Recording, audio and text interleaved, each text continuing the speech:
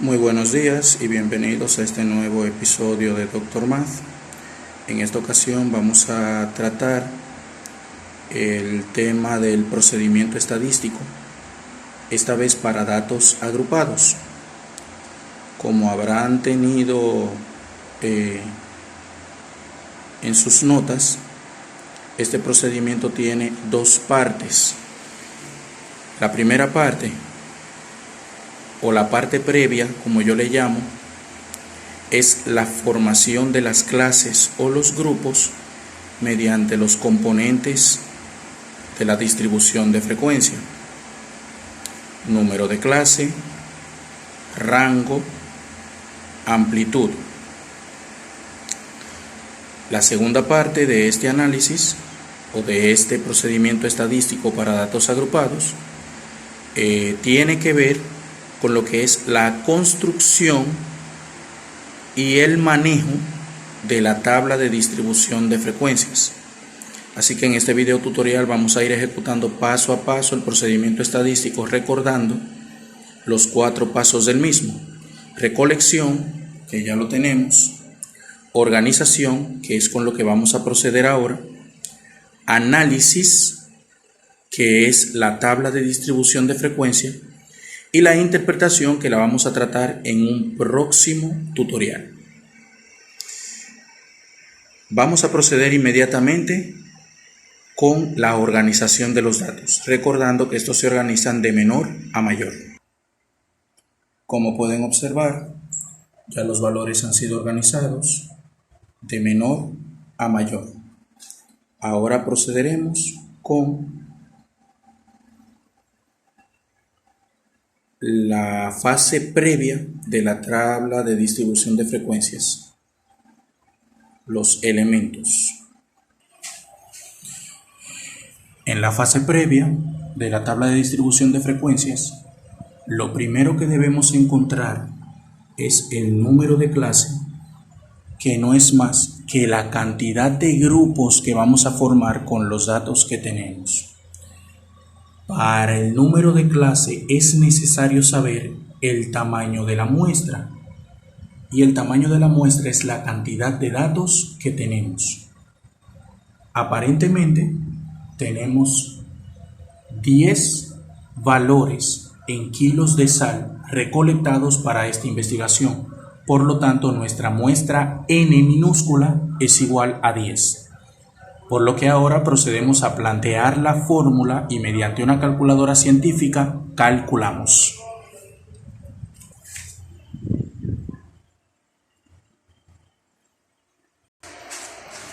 Bien, nuestra fórmula es 1 más 3.33 por el logaritmo de la muestra.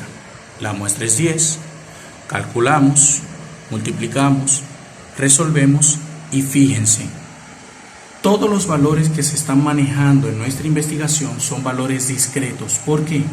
Porque no tienen números decimales. Por lo tanto, a la hora de redondear, debemos redondear a la unidad para que nuestro resultado sea un valor entero. Si fueran decimales, entonces en vez de redondear a la unidad, redondeamos a la centésima, que es el segundo valor después del punto. Entonces, ¿cuál es el significado estadístico del número de clase? Que para nuestra investigación, con los datos que tenemos, vamos a formar 4 grupos. Paso número 2, el rango. El rango es la medida de dispersión que me dice qué cantidad de datos tengo en mi investigación entre el valor inicial y el valor final. ¿Cómo yo lo obtengo? Mediante resta. El valor mayor, que siempre es el final, de menor a mayor, y el valor inicial me va a dar un resultado. Ahora vamos a la parte número 3, la amplitud, que se calcula dividiendo el rango entre el número de clase. Parte final, que va a depender de que las anteriores estén correctamente realizadas. Amplitud se calcula dividiendo el rango, que es mi dispersión, entre la cantidad de grupos que tengo que formar. ¿Qué me va a determinar la amplitud? la cantidad que yo tengo que sumarle al valor más pequeño de mi organización de menor a mayor para yo formar lo que son los grupos.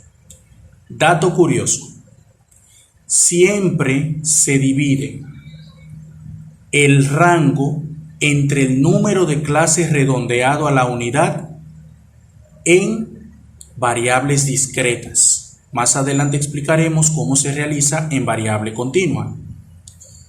Una vez que ya tenemos esta información, procedemos a la fase número 2 de nuestra investigación, la construcción de la tabla de distribución de frecuencia.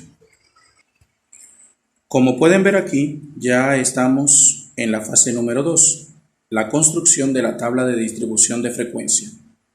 Recordando sus elementos, las clases, que son los grupos que voy a formar, y como se van a dar cuenta, la tabla va a tener una cantidad de filas operativas equivalente al resultado del número de clase. Eso significa que si el número de clases resulta en 6, deben haber 6 filas operativas para trabajar en la tabla de distribución de frecuencia, además de la fila titular y la fila de los resultados. ¿Cómo se forman los grupos en la tabla de distribución de frecuencia? Comenzamos con la clase. La clase son los grupos o intervalos. Para la primera clase, el patrón se va a formar con el valor inicial, el más pequeño cuando ordenas de menor a mayor, y el valor final va a ser la suma del valor más pequeño con la amplitud. Recordando que como los intervalos son semiabiertos, el valor final del grupo que se forma no se incluye en el conteo, como mostraremos a continuación. Observen el primer grupo.